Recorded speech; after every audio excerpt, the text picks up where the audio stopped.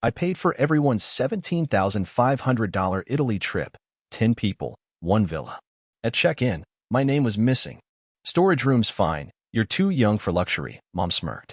I replied, of course, canceled the villa, froze all group cards, and removed my name from the trip chat. They were escorted out in flip-flops at 1 a.m. I watched their bags get soaked from my balcony. One voice note said, "Please fix this." I sent back a screenshot. Available balance, 1 cent. "It's just a storage room," Mom said without looking up from her phone. "You're young. You don't need luxury." 10 seconds earlier, I had asked the concierge why my name wasn't on the reservation. 10 seconds after, I was still standing there with 10 people staring at me, my own family, plus a few boyfriends, girlfriends, and freeloaders. I paid for all of them. $17,500. 1 villa. A 10-day trip to Italy. 10 people, not including me, apparently. "Oh, come on," my sister giggled, tossing her suitcase to one of the staff. "It's not like he minds. He always plays martyr. Let him have the utility closet." I didn't reply, just nodded once. "Of course," I said calmly. They thought I was joking. They didn't see me open my banking app under the counter. Didn't notice me freeze every group card. Didn't feel the vibration when I quietly exited the group chat, the one I'd created to organize the trip. The one now renamed Family Villa Vibes by my cousin Aiden, whose only contribution to the entire vacation was a playlist full of low-quality ripped tracks. "You okay?" the concierge asked, glancing between me and the group. "Absolutely," I said. "One small change to the reservation.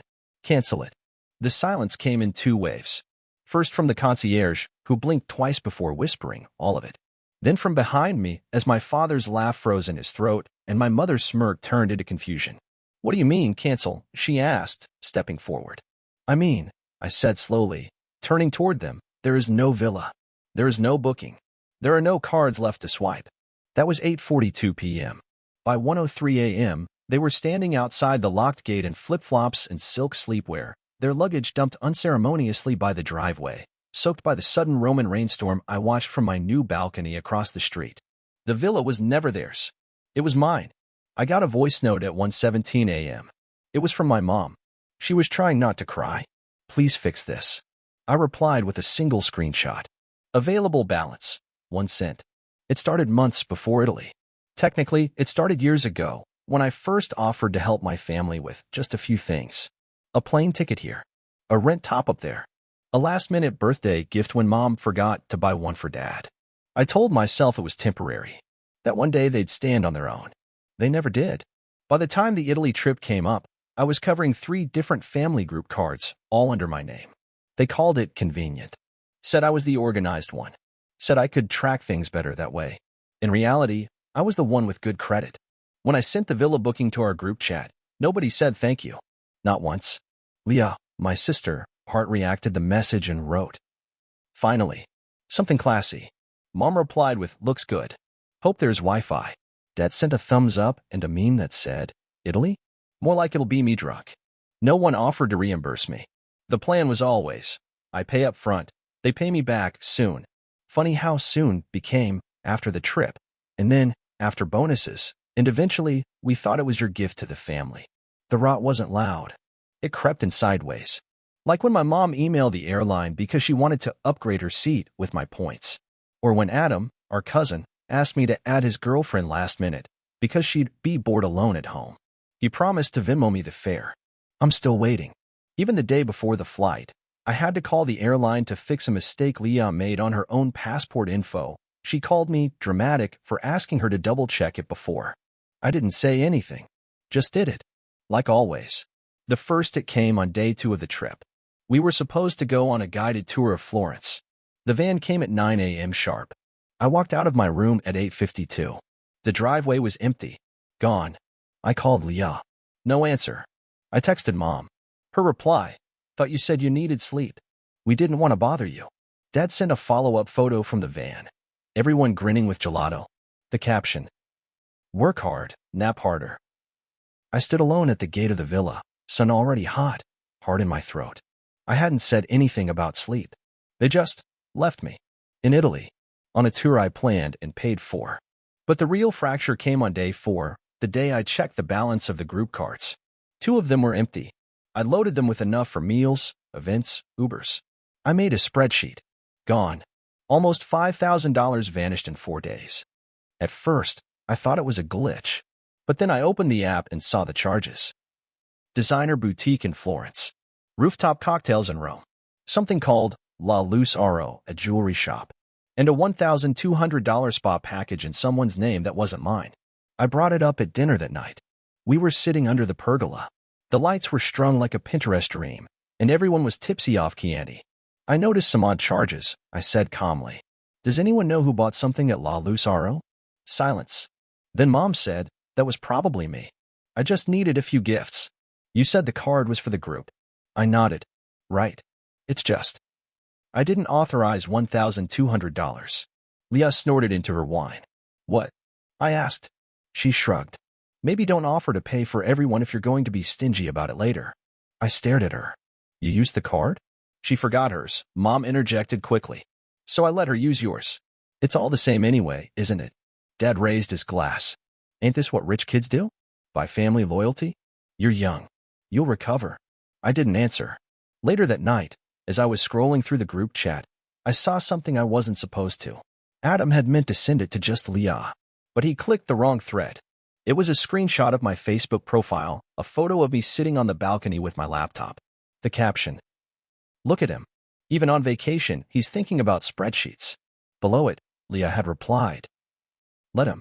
It makes him feel important. Then, guilt money comes with strings. Let him carry that weight. I don't remember blinking. I do remember feeling cold. In the middle of Italian summer, with stars above me and laughter below, I felt like someone had buried me alive. The next morning, I logged into the security app for the villa. Since I'd made the booking, I had full admin access to the cameras.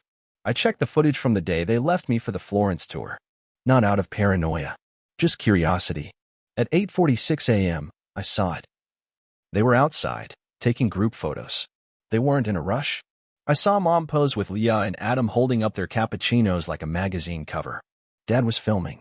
Someone even brought out a cake, a small one, with candles. They were singing happy birthday to Adam. No one had mentioned his birthday. Not once. Not to me. The same day, I sat alone wondering if I'd overslept. They were singing, laughing, toasting champagne, and cutting me out of the frame like a bad edit. Later that afternoon, I found another surprise. In one of the cloud folders used to store trip photos, which, again, I set up, someone had accidentally uploaded a full-resolution selfie from inside the spa. The file name read goldroom_luxury_thermal. In the reflection of the mirror behind them, I saw the receipt for $180. Leah's name was printed clearly across the top. She'd used the spa while I cleaned the kitchen that morning, because they left it a mess after a family night. That night, I received a photo from Adam. It was a group shot on the villa's balcony. My chair was empty. The caption read, Real family. Real memories. No tag. No mention of me. No shame. They weren't just using me. They were erasing me. And they thought I'd stay quiet. The storage room smelled like detergent and old shoes. There was a folded cot beside a plastic shelving unit filled with toilet paper, mops, and a rusted iron. I slept next to a leaky pipe. The floor tile sweated at night. Every time someone flushed upstairs, it sounded like thunder above my bed. 3 nights. I stayed 3 nights in that room. Not because I accepted it, but because I needed it. Because the 3rd night was her birthday, and that's when it had to happen. They thought I was quiet because I was ashamed. They thought they'd broken me. They had no idea I was waiting. Happy birthday, Leah. The villa was exploding with balloons and champagne flutes. Someone had strung gold foil letters across the balcony, 25 and fabulous. The playlist was blaring Dua Lipa. There was a rented bartender. A 3-tier cake with gold leaf roses. Her boyfriend wore a white blazer with no shirt. I had paid for all of it. Leah squealed when she saw the gift table. Oh my God, is this the Cartier box? She tore it open. Inside, the bracelet. $540. Well, okay, this is real. Who's this from? She flipped the tag. No name. She didn't even look at me. No one did. I was passing out champagne flutes, helping the staff stack ice buckets, opening wine bottles for people who barely remembered I existed. Until Dad clinked his glass. Talia, he shouted. Our baby girl. Smart, stunning, and, let's be honest, way too good for any of us. Especially him. He pointed his glass at me. The crowd laughed. I mean, come on, he added. 3 nights in a broom closet and still no complaints? That's commitment. Someone give this man a mop and a badge. More laughter. Someone clapped. A few guests looked uncomfortable, but most? Drunk. Loud. Cruel in the way people are when they think you'll never bite back. I took 1 step forward. Then 2. I waited for the laughter to die. Then tapped my glass. Can I say something? A few heads turned. A few eyes rolled. My mother looked confused, like I'd forgotten my place. I smiled. I didn't bring a gift, I said, but I do have something to share. I pulled out the villa remote, the one synced to the smart TV in the main room. Hit 1 button. The music stopped. The screen behind the cake table came alive. First slide. Italy trip group expenses. Total, $17,502. Paid by Adam. Second slide. Unauthorized transactions. La Luz Aro Jewelry, $1,200. Forenza Rooftop, $460. Luxury Spa Package, Leah, $1,190. Designer Store, $780. Third slide. A screenshot of the group chat. Leah's message, timestamped 2 days earlier. Let him pay. It makes him feel relevant. Guilt money always does. The room froze. I looked at Leah. She turned pale, then red. What is this? Your words, I said. Want me to read more? I clicked forward. Fourth slide. A short clip pulled from the villa security cameras. Adam, Mom, Dad, Leah, all singing happy birthday to Adam. Holding cake. Laughing. I was not in the video. I let that hang for a second. I thought this was Leah's birthday. Someone muttered. Wrong video? Another guest whispered. Leah stepped forward, trying to laugh it off. Okay, this is insane. You dug through cameras now. You made me sleep in the cleaning closet, I said quietly. 3 nights. I waited. For what? Dad barked. To make a scene? You could have just said something. I looked at him. I did. But nobody listens when I speak. You only listen when I take something away. I opened my phone. Hello. Yes, I said. This is Adam, the primary booking holder for Villa Serenita. I'd like to cancel the reservation. Effective immediately. Full revocation. Yes, I'll handle the charges. The crowd gasped. The music was still off. The candles on the cake flickered in silence. Leah's boyfriend stepped toward me. Dude, there's no way you can just... It's in my name, I said. The entire villa. The cards. The accounts. The flights. But it's Leah's birthday, Mom said. How can you? She made me sleep on a cot next to bleach bottles, I snapped. She used my money to buy herself jewelry. You let it happen. You called it normal. So now, I'm normal too. I turned to the room. The party's over. The security guards arrived at 1:03 a.m. They knocked softly. Gave everyone 10 minutes. A few guests tried to argue. The staff shrugged. We're not involved. We just follow the system. Leah screamed. Dad stormed off, knocking a chair and nearly hit a bottle. Mom begged, hands out like prayer. I'm your mother. And I was your son, I said. Until I became your bank. They stood outside the gate by 1:20 a.m., luggage in hand, silk robes clinging to wet skin. The Roman rain was cold and fast, soaking their designer bags. Adam tried to pull up a rideshare. The app crashed. His girlfriend was crying. I was watching from the balcony of the boutique hotel across the street. Room 304. Prepaid. Quiet. Clean sheets. A king-size bed. My phone buzzed. Voice message. From Mom. Please, fix this. We have nowhere to go. I replied with a screenshot. Bank balance. 1 cent. No message. No smile. Just the facts. They stood at the gate, soaked, shaking, silent. For once, Leah didn't have her phone in her hand. Dad wasn't shouting.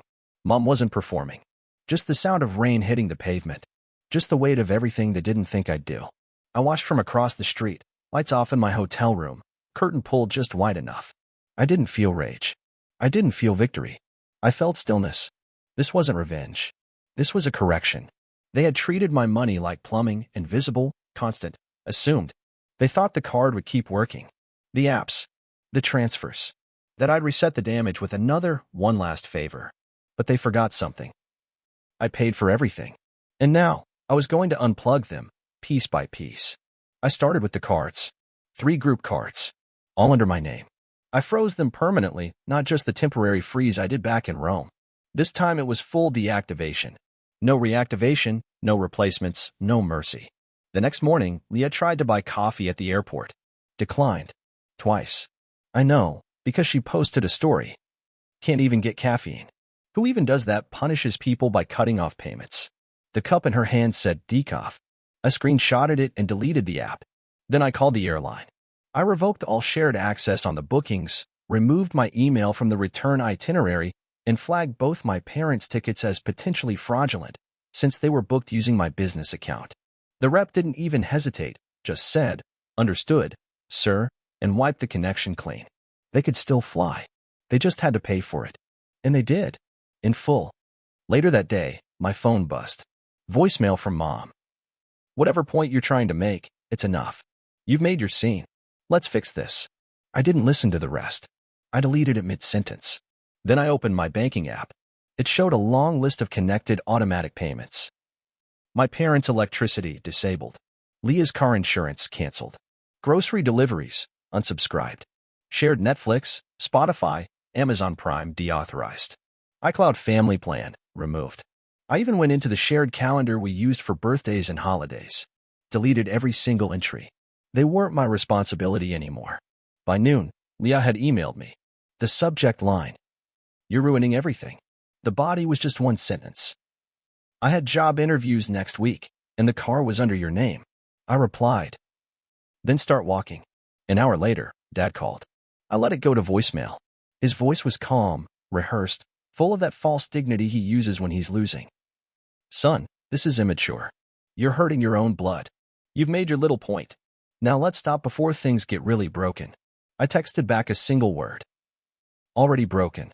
Then I opened the shared Google Drive folder, the one I'd used to organize the trip. Deleted everything. Photos, budget files, passport scans, restaurant bookings, hotel receipts, chat logs. Gone. I uploaded one new file before I closed the folder for good. A JPEG. A photo of the storage room. The cot. The mop. The bleach bottle. Captioned: "Here's where I slept while you toasted champagne." No response.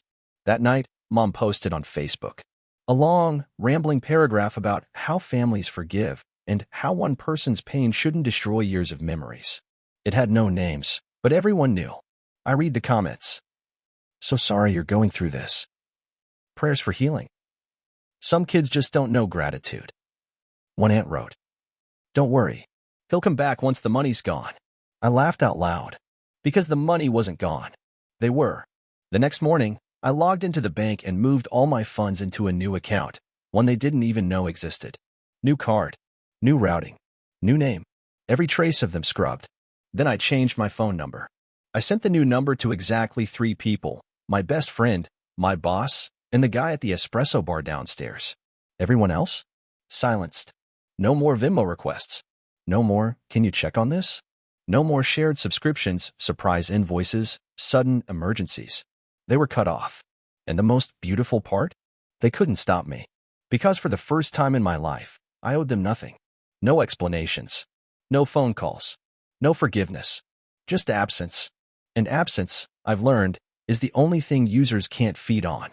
I wasn't a bad son. I was just convenient. The kind you call when the light bill's late, when the rent is short, when someone needs a vacation they can't afford. For years, I told myself I was helping.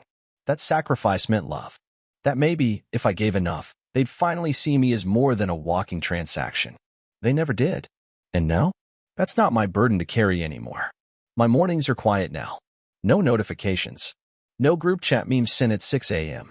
No, "Hey, quick thing," messages that spiral into $800. No one needs anything from me. And for the first time, I don't feel guilty about that. I feel clean. I eat alone. I work on what matters. No requests. No fake emergencies. Just space. Breathable, untangled, mine. Sometimes I catch myself wondering how much of my adult life I spent waiting for applause that was never coming. How many birthdays I paid for just to be erased from the photos. How many plane tickets I bought hoping they'd see the gesture instead of the balance. They never saw either.